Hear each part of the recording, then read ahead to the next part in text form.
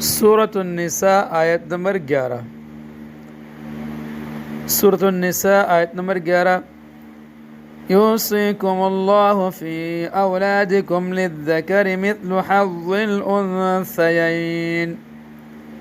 یوصیکم اللہ، یوصیکم وصیت کرتا ہے تمہیں اللہ، یوصیکم اللہ وصیت کرتا ہے تمہیں اللہ، فی اولادکم تمہاری اولاد کی بابت، فی اولادکم تمہاری اولاد کی بابت، للذکری مرد کے لیے ہے، للذکری مرد کے لیے ہے، مثل حظ الانثیین، حظ الانثیین دو عورتوں کے حصے کی،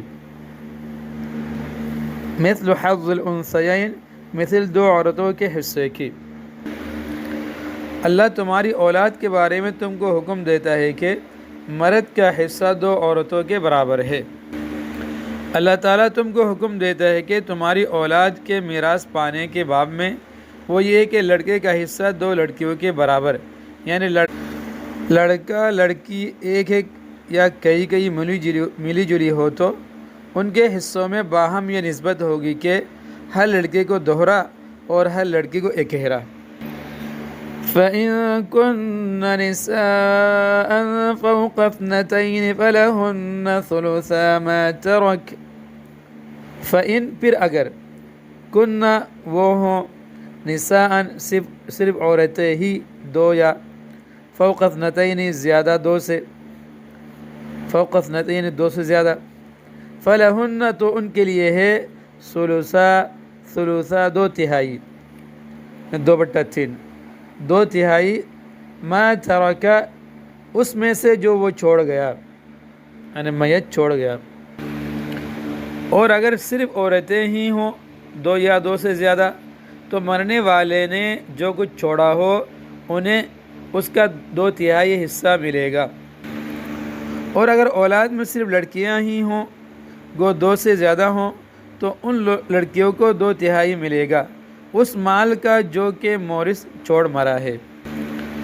اور اگر دو لڑکیاں ہوں تب تو 2/3 ملنا بہت ہی ظاہر ہے، 2/3 یعنی 2/3، کیونکہ اگر ان میں ایک لڑکی کی جگہ لڑکا ہوتا تو اس لڑکی کا حصہ باوجود ہے کہ 22 سے کم ہے 1/3 سے نہ گھٹتا، پس جب دوسری بھی لڑکی ہے تب تو تہائی سے کسی طرح گھٹ نہیں سکتا، اور دونوں لڑکیاں یکساں حالت میں ہیں پس اس کا بھی 1/3 ہوگا، دونوں کا مل کر 2/3 ہوا۔ البتہ 3 لڑکیوں میں شبہ تھا کہ شاید ان کو 3/3 یعنی کل مل جائے، اس لیے فرمائیں کہ گو لڑکیاں 2 سے زیادہ ہوں مگر 2/3 سے نہ بڑھے گا، 2/3 سے زیادہ نہیں بڑھے گا۔ 2/3 میں 2 چلا گیا تو 1/3 رہ گیا، یعنی 1/3 رہ جائے گا، یعنی صرف لڑکیاں ہونے کی صورت میں کل مال ان کو نہیں ملے گا، بلکہ 2/3 ان کا ہو جائے گا 2/3 اور 1/3 وہ رہ جائے گا وہ۔ وَإِن كَانَتْ وَاحِدَةً فَلَهَا النِّصْفُ۔ وَإِن اور اگر، کانت ہو، واحدتاً ایک ہی لڑکی وارث، فَلَهَا تو اس کے لیے ہے، النِّصْفُ آدھا۔ اور اگر صرف ایک عورت ہو تو اسے ترکے کا آدھا حصہ ملے گا، اور اگر ایک ہی لڑکی ہو تو اس کو کل ترکہ کا نصف ملے گا، اور پہلی صورت میں ایک ثلث بچا ہوا اور دوسری صورت میں ایک نصف بچا ہوا، دوسرے خاص اقارب کا حق ہے، رشتہ داروں کا، یا اگر کوئی نہ ہو تو پھر اسی کو دے دیا جائے گا جیسے کتب فرائض میں مذکور ہے۔ وَلِأَبَوَيْهِ لِكُلِّ وَاحِدٍ مِّنْهُمَا السُّدُسُ مِمَّا تَرَكَ إِن كَانَ لَهُ وَلَدٌ۔ وَلِأَبَوَيْهِ اور اس کے ماں باپ کے لیے، ان میت کے ماں باپ کے لیے، لِكُلِّ وَاحِدٍ ہر ایک کے لیے، مِنْهُمَا ان دونوں میں سے، والدین میں سے، السدس چھٹا حصہ ہے، مِمَّا تَرَكَ اس میں سے جو وہ چھوڑ گیا، میت چھوڑ گیا، ان کان لہ ولد اگر ہے اس کی اولاد، یعنی میت کی اولاد ہے، اس صورت میں والدین کو ہر ایک کو چھٹا حصہ ہے، اور مرنے والے کے والدین میں سے ہر ایک کو ترکے کا چھٹا حصہ ملے گا، بشرطے کہ مرنے والے کی کوئی اولاد ہو۔ اور ماں باپ کو میراث ملنے میں 3 صورتیں ہیں۔ ایک صورت تو ان کے لیے یعنی دونوں میں سے ہر ایک کے لیے میت کے ترکہ میں سے چھٹا جڑا حصہ مقرر ہے۔ اگر میت کی کچھ اولاد ہو، خواہ مذکر یا مؤنث، یا لڑکا یا لڑکی، خواہ ایک یا زیادہ، اور بقیہ میراث اولاد اور دوسرے خاص ورثہ کو ملے گی، اور پھر بھی بچ جائے تو پھر سب کو دی جائیں گی۔ فَإِن لَّمْ يَكُن لَّهُ وَلَدٌ وَوَرِثَهُ أَبَوَاهُ فَلِأُمِّهِ الثُّلُثُ۔ فَإِن پھر اگر لم یکن نہ ہو لہو اس میت کی ولد اولاد، وَوَرِثَهُ أَبَوَاهُ اور اس کے وارث ہوں ابواہ اس کے ماں باپ ہی صرف، فَلِأُمِّهِ الثُّلُثُ، فَلِأُمِّهِ تو اس کی ماں کے لیے ہے الثلث تیسرا حصہ یعنی 1/3۔ اور اگر اس کی کوئی اولاد نہ ہو میت کی یعنی، اور اس کے والدین ہی اس کے وارث ہوں تو اس کی ماں تہائی حصے کی حقدار ہے۔ اور اگر اس میت کی کچھ اولاد نہ ہو اور صرف اس کے ماں باپ ہی اس کے وارث ہوں، یہ دوسری صورت ہے، اور صرف اس لیے کہا کہ بھائی بہن بھی نہ ہو، جیسے آگے آتا ہے، یعنی میت کے بھائی بہن بھی نہ ہو، تو اس صورت میں اس کی ماں کا 1/3 ہے، 1/3 ہے، اور باقی 2/3 باپ کا۔ اور چونکہ صورت مفروضہ میں یہ ظاہر تھا یعنی باپ کا حصہ 1/3 ماں کو چلا، 2/3 باپ کے لیے رہ گیا، اس لیے تصریح کی حاجت نہیں ہوئی، اس کی صراحت کی ضرورت نہیں پڑی۔ فَإِن كَانَ لَهُ إِخْوَةٌ فَلِأُمِّهِ السُّدُسُ۔ فَإِن پھر اگر كَانَ لَهُ إِخْوَةٌ ہوں اس میت کے ایک سے زیادہ بھائی بہن، فَلِأُمِّهِ السُّدُسُ تو اس میت کی ماں کا ہے السدس چھٹا حصہ۔ بھائی بہن میت کے موجود ہو تو ماں کو ملے گا چھٹا حصہ یعنی 1/6۔ ہاں اگر اس کے کئی بھائی ہوں تو اس کی ماں کو چھٹا حصہ دیا جائے گا، اور یہ ساری تقسیم۔ اور اگر میت کے ایک سے زیادہ بھائی یا بہن کسی قسم کے ہوں، خواہ ماں باپ دونوں میں شریک جس کو عینی کہتے ہیں، خواہ صرف باپ شریک ایک ماں، صرف باپ ایک ماں الگ الگ جس کو اللاتی کہتے ہیں، باپ ایک ہے ماں الگ الگ ہے جس کو اللاتی کہتے ہیں، خواہ صرف ماں ایک باپ الگ الگ یعنی جس کو اخیاوی کہتے ہیں۔ غرض کے کسی طرح کے بھائی بہن ایک سے زیادہ ہوں اور اولاد نہ ہو میت کے، اور ماں باپ ہوں، اور یہ تیسری صورت ہے۔ اس صورت میں اس کی ماں کو ترکہ کا چھٹا حصہ ملے گا اور باقی باپ کو ملے گا، یعنی 1/6 چھٹا حصہ ماں کو، اور 5/6 جو بقیہ 5 حصہ کے وہ باپ کو ملے گا۔ من بعد وصیت یوصی بها او دین، من بعد وصیت کے بعد ہے، یوصی کے وصیت کر جائے، بہا اس وصیت کو، او یا دین قرض کے بعد یعنی میت کے اوپر قرض ہو۔ اور یہ ساری تقسیم اس وصیت پر عمل کرنے کے بعد ہوگی جو تفصیلات اوپر ہے، جو مرنے والے نے کی ہو، یا اگر اس کے ذمے کوئی قرض ہے تو اس کی ادائیگی کے بعد۔ یہ سب حصے وصیت کے قدر مال نکالنے کے بعد کہ میت اس کی وصیت کر جائے، یا دین اگر ہو تو اس کو بھی نکال لینے کے بعد تقسیم ہوں گے۔ آباؤکم و ابناؤکم لا تدرون ایہم اقرب لکم نفعا، آباؤکم تمہارے باپ، و ابناؤکم اور تمہارے بیٹے، لا تدرون تم نہیں جانتے ایہم ان میں سے کون، اقرب زیادہ قریب ہے، لکم تمہارے لیے، نفعاً باعتبار نفع کے۔ تمہیں اس بات کا ٹھیک علم نہیں ہے کہ تمہارے باپ بیٹوں میں سے کون فائدہ پہنچانے کے لحاظ سے تم سے زیادہ قریب ہے۔ تمہارے اصول و فروع جو ہیں، یعنی اصول ماں باپ، فروع اولاد، تم ان کے متعلق بری طور پر یہ نہیں جان سکتے ہو کہ ان میں کون سا شخص تم کو دنیاوی یا اخروی نفع پہنچانے میں باعتبار توقع کے نزدیک تر ہے۔ یعنی اگر تمہاری رائے پر یہ قصہ رکھا جاتا تو بغالب احوال تم لوگ تقسیم میں مدار ترجیح و تفضیل کے اس شخص کے نفع رسانی پر رکھتے، اور اس مدار کے تیقن کا خود کوئی طریقہ کسی کے پاس نہیں ہے، تو اس کا مدار تجویز ٹھہرانا ہی صحیح نہ تھا۔ بس جب نفع میں مدار بننے کی قابلیت نہ دی، اس لیے دوسرے مسالے اور اسرار کو گو وہ تمہارے ذہن میں نہ آئے، اس حکم کا مبنا اور مدار ٹھہرا کر فریضۃ من اللہ ان اللہ کان علیما حکیما، فریضۃً یہ حصے مقرر ہیں من اللہ کی طرف سے، ان اللہ بلا شبہ اللہ کان علیما حکیما خوب جاننے والا ہے، بڑا حکمت والا ہے۔ یہ تو اللہ کے مقرر کیے ہوئے حصے ہیں، یقین رکھو کہ اللہ علم کا بھی مالک ہے، حکمت کا بھی مالک۔ یہ حکم من جانب اللہ مقرر کر دیا گیا، اور یہ امر بالیقین مسلم ہے کہ اللہ تعالیٰ بڑے علم والے اور حکمت والے ہیں۔ بس جو حکمتیں انہوں نے اپنے علم سے اس میں مرعی رکھی ہے وہی قابل اعتبار ہے، اس لیے تمہاری رائے پر نہیں رکھا۔ شریعت کا اصول یہ کہ مرنے والے کے مال سے پہلے شریعت کے مطابق اس سے کفن دفن کے اخراجات پورے کیے جائیں، جن میں نہ فضول خرچی ہو نہ کنجوسی ہو۔ اس کے بعد اس کے قرضے ادا کیے جائیں۔ اگر قرضے اتنے ہی ہو جتنا اس کا مال ہے یا اس سے بھی زیادہ، تو نہ کسی کو میراث ملے گی نہ کوئی وصیت نافذ ہوگی۔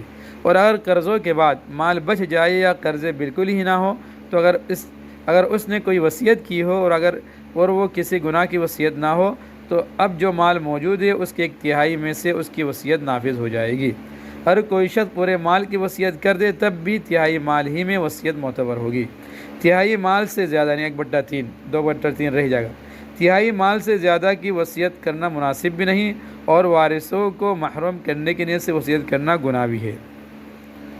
ادائے دین کے بعد، قرض کے ادائیگی کے بعد 1/3 میں وصیت نافذ کر کے شرعی وارثوں میں تقسیم کر دیا جائے، جس کی تفصیل فرائض کی کتابوں میں موجود ہے۔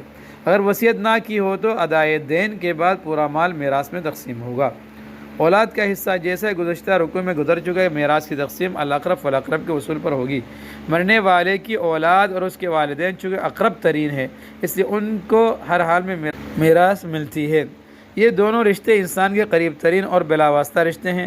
دوسرے رشتے بالواسطہ ہوتے ہیں۔ قرآن شریف میں پہلے انہی کے حصے بیان فرمائے اور اولاد کے حصے سے شروع فرمایا۔ چنانچہ ارشاد فرمایا یوصیکم اللہ فی اولادکم للذکر مثل حظ الانثیین، یہ ایک ایسا قاعدہ کلی ہے کہ جس نے لڑکوں اور لڑکیوں دونوں کو میراث کا مستحق بھی بنا دیا اور ہر ایک کا حصہ بھی مقرر کر دیا۔ اور یہ اصول معلوم ہو گیا کہ جب مرنے والے کی اولاد میں لڑکے اور لڑکیاں دونوں ہوں تو ان کے حصے میں جو مال آئے گا اس طرح تقسیم ہوگا کہ ہر لڑکے کو لڑکی کے مقابلے میں دگنا مل جائے۔ مثلا کسی نے 1 لڑکا 2 لڑکیاں چھوڑے تو مال کے 4 حصے کر کے 2/4 لڑکے کو اور 1/4 ہر لڑکی کو دے دیا جائے گا۔ لڑکیوں کو حصہ دینے کی اہمیت، قرآن مجید نے لڑکیوں کو حصہ دلانے کا اس قدر اہتمام کیا ہے کہ لڑکیوں کے حصے کو اصل قرار دے کر اس کے اعتبار سے لڑکوں کا حصہ بتلایا، اور بجائے للانثیین مثل حظ الذکر 2 لڑکیوں کو 1 لڑکے کے حصے کے بقدر فرمانے کے للذکر مثل حظ الانثیین، لڑکے کو 2 لڑکیوں کے حصے کے بقدر کے الفاظ سے تعبیر فرمایا۔ جو لوگ بہنوں کو حصہ نہیں دیتے اور یہ سمجھ کر بادل نخواستہ شرما شرمی معاف کر دیتی ہے کہ ملنے والا تو ہے ہی نہیں تو کیوں بھائیوں سے برائی لیں، ایسی معافی شرعاً معافی نہیں ہوتی۔ ان کا حق بھائیوں کے ذمہ واجب رہتا ہے۔ یہ میراث دبانے والے سخت گناہگار ہیں۔ ان میں بعض بچیاں نابالغ بھی ہوتی ہیں، ان کو حصہ نہ دینا دوہرا گناہ ہے، ایک گناہ وارث شرعی کے حصے کو دبانے کا اور دوسرا یتیم کے مال کو کھانے کا۔ اس کے بعد مزید تشریح فرماتے ہوئے یہ اللہ تعالیٰ فرماتے لڑکیوں کا حصہ یوں بیان فرمایا فَإِن كُنَّ نِسَاءً فَوْقَ اثْنَتَيْنِ فَلَهُنَّ ثُلُثَا مَا تَرَكَ، یعنی اگر نرینہ اولاد نہ ہو اور صرف لڑکیاں ہوں اور 1 سے زائد ہوں تو ان کو مال موروث سے 2/3 مال ملے گا، 2/3، جن میں سب لڑکیاں برابر کی شریک ہوں گی، اور باقی 1/3 دوسرے ورثہ مثلا میت کے والدین، بیوی یا شوہر وغیرہ میراث کے حقداروں کو ملے گا۔ 2 لڑکیاں اور 2 سے زائد سب 2/3 میں شریک ہوں گی۔ 2 لڑکیوں سے زائد کا حکم تو قرآن کریم کی آیت میں صراحتاً مذکور ہے، جیسے کہ فوق اثنتین کے الفاظ اس پر دلالت کر رہے ہیں، اور لڑکیاں 2 ہوں تو اس کا حکم بھی وہی جو 2 سے زیادہ کا حکم ہے، اس کا ثبوت حدیث شریف میں مذکور ہے۔ اس کے بعد ارشاد فرمایا وَإِن كَانَتْ وَاحِدَةً فَلَهَا النِّصْفُ، یعنی اگر مرنے والے نے اپنی اولاد میں صرف ایک لڑکی چھوڑی اور اولاد نرینہ بالکل نہ ہو تو اس کو اس کے والد یا والدہ کے چھوڑے ہوئے مال موروث کا آدھا حصہ ملے گا، باقی دوسرے ورثہ لے لیں گے۔ اس کے بعد خداوند قدوس نے مرنے والے کے ماں باپ کا حصہ بتایا اور 3 حالتیں ذکر فرمائیں۔ اول یہ کہ والدین دونوں زندہ چھوڑے ہوں اور اولاد بھی چھوڑی، خواہ ایک ہی لڑکا یا لڑکی ہو، اس صورت میں ماں باپ کو چھٹا حصہ ملے گا، یعنی 1/6۔ دیگر ورثہ اولاد اور بیوی یا شوہر لے لیں گے۔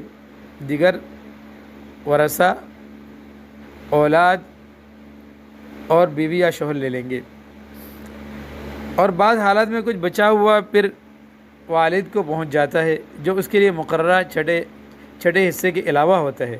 علم فرائض کی اصطلاح میں اس طرح کے استحقاق کو استحقاق تعصیب کہتے ہیں، عصبہ ہونے کی وجہ سے مستحق بننا۔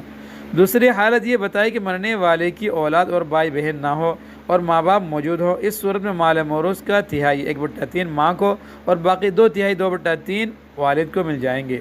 یہ اس صورت کا حکم ہے جب کہ مرنے والے کے ورثہ میں اس کا شوہر یا اس کی بیوی بھی موجود نہ ہو۔ اگر شوہر یعنی بیوی ہونے کی صورت میں شوہر ہونے کی صورت میں بیوی، شوہر یا بیوی موجود ہے تو سب سے پہلے ان کا حصہ الگ کیا جائے گا، باقی میں 1/3 یعنی 1/3 والدہ کو اور 2/3 والد کو مل جائے گا۔ تیسری حالت یہ کہ مرنے والے کی اولاد تو نہ ہو لیکن بھائی بہن ہوں میت کے، جن کی تعداد 2 ہوں، خواہ 2 بھائی ہوں، خواہ 2 بہنیں ہوں یا 2 سے زیادہ ہوں، اس صورت میں ماں کو چھٹا حصہ ملے گا 1/6، اور اگر کوئی وارث نہیں تو بقیہ 5/6 جو حصہ باپ کو مل جائیں گے، ماں کو ملنے کے بعد جو بقیہ ہے۔ بھائیوں اور بہنوں کی موجودگی سے ماں کا حصہ کم ہو گیا 1/3 سے، 1/3 سے 1/6، لیکن بھائی بہن کو بھی کچھ نہ ملے گا کیونکہ باپ بنسبت بھائی بہن کے اقرب ہے، جو بچے کا باپ کو مل جائے گا۔ بھائی بہن میت کے ہونے کی وجہ سے ماں کا حصہ تو کم ہو رہا ہے لیکن بھائی بہن کو کچھ نہیں ملے گا۔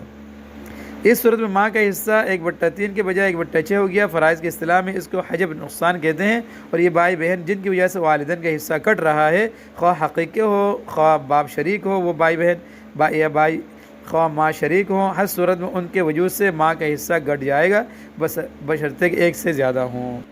حصہ مقررہ بیان کرنے کے بعد اللہ تعالیٰ فرماتے ہیں آباؤکم و ابناؤکم لا تدرون ایہم اقرب لکم نفعا فریضۃ من اللہ ان اللہ کان علیما حکیما، یعنی اولاد اور ماں باپ کے یہ حصے خداوند عالم نے اپنے طور پر مقرر کر دیے ہیں، اور اللہ کو سب کچھ معلوم ہے، اور وہ حکیم میں جو حصے مقرر کیے گئے ہیں ان میں بڑی حکمتیں ہیں۔ اگر تمہارے رائے پر تقسیم میراث کا قصہ رکھا جاتا تو مدار تقسیم تم لوگ نفع رساں ہونے کو بناتے، لیکن نفع رساں کون ہوگا اور سب سے زیادہ نفع کس سے پہنچ سکتا ہے، اس کے یقینی علم حاصل کرنا تمہارے لیے مشکل تھا، اس لیے بجائے نافع ہونے کے اقربیت کو مدار حکم بنایا۔ قرآن کریم کی اس آیت نے بتلا دیا کہ میراث کے جو حصہ اللہ تعالیٰ نے مقرر فرمائے ہیں وہ اس کا طے شدہ حکم ہے، اس میں کسی کو رائے زنی یا کمی بیشی کا کوئی حق نہیں، اور تمہارے پورے اطمینان قلب کے ساتھ اسے قبول کرنا چاہیے۔ تمہارے خالق و مالک کے حکم بہترین حکمت و مصلحت پر مبنی ہے، تمہارے نفع کوئی پہلو اس کے احاطہ علم سے باہر نہیں ہے، اور جو کچھ حکم وہ کرتا ہے کسی حکمت سے خالی نہیں ہوتا۔ تمہیں خود اپنے نفع نقصان کی حقیقی پہچان نہیں ہو سکتی۔ اگر تقسیم میراث کا مسئلہ خود تمہارے رائے پر چھوڑ دیا جاتا تو تم ضرور اپنی کم فہمی کی وجہ سے صحیح فیصلہ نہ کر پاتے، اور میراث کی تقسیم میں یہ بے اعتدالی ہو جاتی۔ اللہ جل شانہ نے یہ فریضہ اپنے ذمہ لے لیا تاکہ مال کی تقسیم میں عدل و انصاف کی پوری رعایت ہو، اور میت کا سرمایہ منصفانہ طریقے سے مختلف مستحقین کے ہاتھوں میں گردش کرے۔